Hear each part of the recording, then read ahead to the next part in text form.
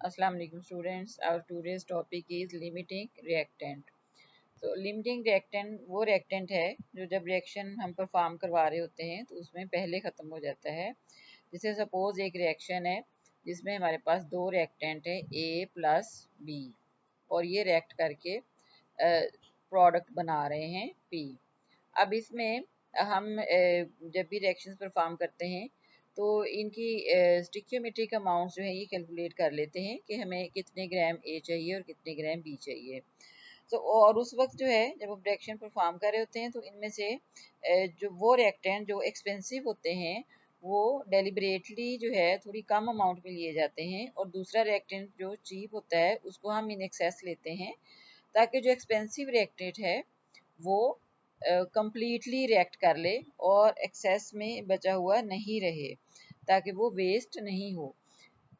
अब इसमें ये इस एग्जांपल को आप इस तरह से समझ सकते हैं कि जैसे सपोज हम बर्गर बनाना चाह रहे हैं तो बर्गर बनाने के लिए हमारे पास जो है 4 बंस हैं, ठीक है, और उसमें हमने जो है ये 4 बंस यूज़ करने हैं और 4 बंस हैं और हमारे पास 6 चीज़ स्लाइस हैं और 3 कबाब हैं। अब हर बर्गर में हम यूज़ करेंगे एक चीज़ स्लाइस और एक कबाब। अब ये जो हैं ये बंस तो हमारे पास जब इसको यूज़ करेंगे तो सबसे पहले जो हमारे पास मटेरियल में रेसिपी में जो चीज़ है वो सबसे पहले जो ख़त्म हो जाएगी वो होगा कबाब और चीज़ स्लाइस बचे हुए रह जाएंगे और एक बन भी जो है ये बचा हुआ रह जाएगा। तो जितने बर्गर हम बना सकते हैं वो ये कबाब डिसाइड करेंगे तो हम सिर्फ 3 बर्गर जो हैं ये बना सकते हैं, 3 से ज़्यादा बर्गर पॉसिबल नहीं है और ये चीज़ जो है ये डिसाइड की है कबाब ने क्योंकि वो कम अमाउंट में थे। इसी तरह से जब हम लैब में केमिकल रिएक्शंस परफॉर्म करवाते हैं तो वो रिएक्टेंट जो पहले कंज्यूम हो जाता है जिसको हम लिमिटिंग रिएक्टेंट कहते हैं वो डिसाइड करता है कि कितनी प्रोडक्ट बनेगी। सो अमाउंट ऑफ प्रोडक्ट जो रिएक्शन में बन रही है वो लिमिटिंग रिएक्टेंट जो है ये डिसाइड करता है। अब इसमें इसको हम कैसे आइडेंटिफाई कर सकते हैं कि किसी भी रिएक्शन में जो है ये हमारे पास कौन सा लिमिटिंग रिएक्टेंट होगा। तो ये हम स्टिक्योमेट्री कैलकुलेशन से भी फाइंड कर सकते हैं जिसके ये 3 स्टेप्स हैं। तो number 1 step is to calculate the number of moles of reactant from given amount of the reactant. अब हमारे पास दो रिएक्टेंट हैं तो उनके हमें जो मैस दिए गए हैं उससे हम नंबर ऑफ मोल्स कैलकुलेट कर सकते हैं। सपोज हमारे पास रिएक्शन है जिसमें हम रिएक्ट करवा रहे हैं हाइड्रोजन को 2H2 प्लस O2, ये रिएक्ट करके वाटर प्रोड्यूस कर रहे हैं 2H2O। तो इस केस में हमारे पास दो रिएक्टेंट है हाइड्रोजन और ऑक्सीजन और इन दोनों के मैसेज अगर हमें दिए जाएं जिसमें कि सपोज हमारे पास जो है ये 4 ग्राम जो है ये हाइड्रोजन रिएक्ट कर रही है 4 ग्राम ऑक्सीजन के साथ और हमने फाइंड करना है कि इन दोनों में से कौन सा लिमिटिंग रिएक्टेंट है।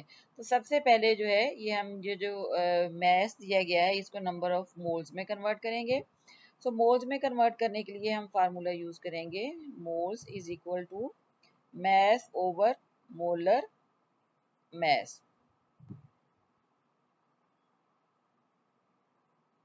अब वन बाय वन हम इन दोनों के जो मैसेज हैं हाइड्रोजन के मैस और ऑक्सीजन का मैस इसको यूज करते हुए हम इनके नंबर ऑफ मोल्स जो हैं ये फाइंड कर लेंगे। तो स्टेप 2 इसके बाद है। स्टेप 2 में हमने फाइंड करना है कि कितनी प्रोडक्ट बनेगी जो हमें गिवन अमाउंट है नंबर ऑफ मोल्स की उससे। तो जो भी हमारे पास नंबर ऑफ मोल्स आएंगे जैसे सपोज हाइड्रोजन है हाइड्रोजन के नंबर ऑफ मोल्स जो आएंगे उससे हम प्रोडक्ट के नंबर ऑफ मोल्स फाइंड करेंगे। इस तरह से ऑक्सीजन के नंबर ऑफ मोल्स जो हमारे पास आएंगे उससे हम जो प्रोडक्ट बन रही है वाटर उसके नंबर ऑफ मोल्स फाइंड करेंगे कितने बनेंगे। अब इन दोनों रिएक्टेंट में से वो रिएक्टेंट जो कंपैरेटिवली कम अमाउंट में हमें प्रोडक्ट देगा वो लिमिटिंग रिएक्टेंट होगा और वो डिसाइड करेगा कि प्रोडक्ट हमारे पास कितनी बनेगी। अब ये जो स्टेप्स हैं इसको जब हम ये एग्जांपल सॉल्व करेंगे तो ये ज़्यादा clear So example 15.16, calculate the amount of carbon dioxide in gram produced when 25 gram of glucose react with 40 gram of oxygen in following photosynthesis reaction.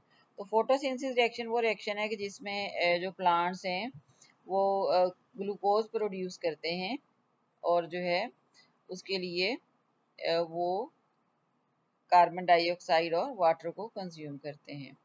तो हमने कार्बन डाइऑक्साइड जो है ये फाइंड करनी है और उसमें कितनी प्रोड्यूस होगी उसका मैस हमने फाइंड करना है। तो जो गिवन डाटा है उसमें हमें ग्लूकोज और ऑक्सीजन का जो है ये मैस दिया गया है। ग्लूकोज 25 ग्राम है और ऑक्सीजन 40 ग्राम है। ये रिएक्शन लिखा हुआ है जिसमें ग्लूकोज C6H12O6 रिएक्ट कर रही है ऑक्सीजन के साथ और कार्बन डाइऑक्साइड और वाटर जो है ये प्रोड्यूस हो रहे हैं। अब हम जो है इस गिवन डाटा को यूज़ करते हुए लिमिटिंग रिएक्टेंट फाइंड करेंगे और लिमिटिंग रिएक्टेंट से फिर हम जो अमाउंट प्रोडक्ट की बनेगी वो फाइंड करेंगे। तो इसमें जो है सबसे पहले हमने इनको नंबर ऑफ स्टेप 1 जो है नंबर ऑफ मोल्स में कन्वर्ट करेंगे। So number of moles of the reactant, तो रिएक्टेंट में हमारे पास है ग्लूकोज और ऑक्सीजन। पहले ग्लूकोज के नंबर ऑफ मोल्स फाइंड करेंगे। ग्लूकोज का गिवन मैस है 25 और इसका मोलर मैस है 180। तो ग्लूकोज का मैस फाइंड करने के लिए हम कार्बन, हाइड्रोजन और ऑक्सीजन इनके मैसेस को मल्टीप्लाई करके जितने एटम्स हैं उसके बाद समेशन से फाइंड करेंगे। तो ये 180 ग्राम पर मोल इसका मोलर मैस है और 25 डिवाइडेड बाय 180 हमारे पास आंसर आ जाएगा 0.148 मोल्स। नेक्स्ट सेकंड रिएक्टेंट जो है वो हमारे पास है oxygen. Number of moles of oxygen is equal to 40 जो गिवन मैस है और 32 इसका मोलर मैस है और O2 का। तो डिवाइड करेंगे तो हमारे पास 1.25 जो है ये मोल्स आ जाएंगे जो ऑक्सीजन के हैं। अब दोनों रिएक्टेंट के मोल्स हमारे पास आ गए हैं।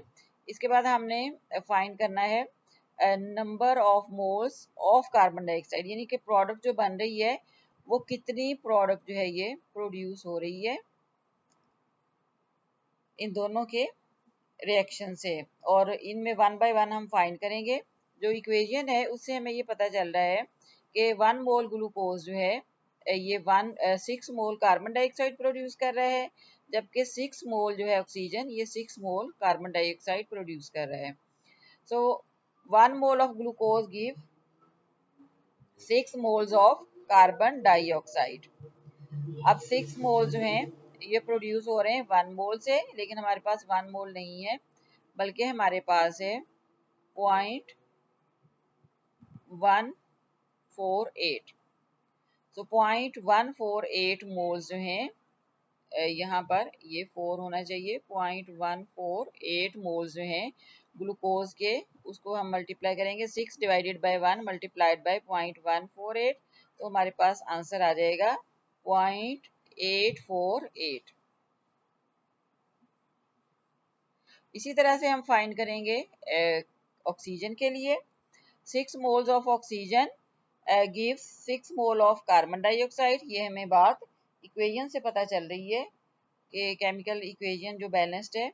और अगर हमारे पास जो 1.25 मोल्स हों ऑक्सीजन के जो कि हमने अभी फाइंड किए हैं यहाँ पर, ये जो गिवन मैथ था उससे 1.25, और जब ये हमारे पास होंगे तब जो है ये प्रोड्यूस करेगी ऑक्सीजन 6 डिवाइडेड बाय 6 मल्टीप्लाइड 1.25, तो हमारे पास आंसर आ जाएगा 1.25 मोल्स। अब इन दोनों में से अगर हम देखें तो जो कम अमाउंट है वो हमें ग्लूकोज से मिल रही है। इस केस में ग्लूकोज जो है ये प्रोड्यूस कर रहा है 0.848 मोल्स, जबकि ऑक्सीजन जो है ये 1.25 मोल्स जो है ये प्रोड्यूस कर रही है। अब जो इनमें से कम अमाउंट में प्रोड्यूस करेगा वही लिमिटिंग रिएक्टेंट होगा।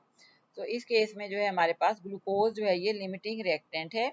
So glucose is limiting reactant, amount of carbon dioxide produced will be equal to 0.878 moles। 0.878 moles होंगे। अब मोल्स को हमने मैस में कन्वर्ट करना है, उसके लिए हम फार्मूला यूज करेंगे mass is equal to mole multiplied by molar mass. So moles हमारे पास 0.878 आए थे और मोलर मैस 44 है, तो आंसर हमारे पास आ जाएगा 36.96 ग्राम। तो इस तरह से हमने जो प्रोडक्ट बनी है वो फाइंड कर ली है, और ये लिमिटिंग रिएक्टेंट ही है जो कि डिसाइड करता है कि कितनी प्रोडक्ट बनेगी। Students, now we will solve quick check 15.8 that is related to topic limiting reactant. So question, if we react 100 gram of chlorine gas with 500 gram of potassium iodide, which reactant will be limiting reactant? तो इसमें equation जो है वो हम लिख लेंगे। Chlorine जो है पोटेशियम आयोडाइड के साथ रिएक्ट कर रही है और पोटेशियम क्लोराइड जो है ये बना रही है, और आयोडीन। तो जो गिवन डाटा है इसमें हमें ये दोनों रिएक्टेंट्स जो हैं क्लोरीन और पोटेशियम आयोडाइड, इन दोनों के मैसेज दिए गए हैं। तो हमने जो है इसमें से फाइंड करना है कि इन दोनों में से कौन सा लिमिटिंग रिएक्टेंट है। तो स्टेप 1 जिसमें हम नंबर ऑफ मोल्स कैलकुलेट करेंगे हर रिएक्टेंट के। 1 to find the number of moles of chlorine, that is equal to mass divided by molar mass. अब इसमें जो है हमने इसका पहले क्लोरीन का जो है Cl2 का मोलर मैस फाइंड करेंगे। मोलर मैस फाइंड करने के लिए हमने 35.5 एक क्लोरीन एटम का मैस है, इसको 2 से मल्टीप्लाई करेंगे क्योंकि ये दो एटम मिलके मॉलिक्यूल बना रहे हैं। तो हमारे पास 71 ग्राम पर मोल मोलर मैस आ जाएगा क्लोरीन का। गिवन मैस जो है वो 100 ग्राम है।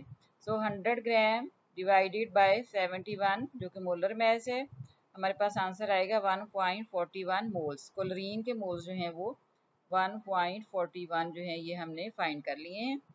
उसके बाद सेकंड स्टेप में हमने पोटेशियम आयोडाइड के मोल्स फाइंड करने हैं। इसका मोलर मैस हम फाइंड कर लेंगे। पोटेशियम का जो मैस है वो 39.1 है और आयोडीन का 126.9 है। इन दोनों को प्लस करेंगे तो 166 ग्राम पर मोल जो है ये हमारे पास मोलर मैस आ जाएगा पोटेशियम आयोडाइड का।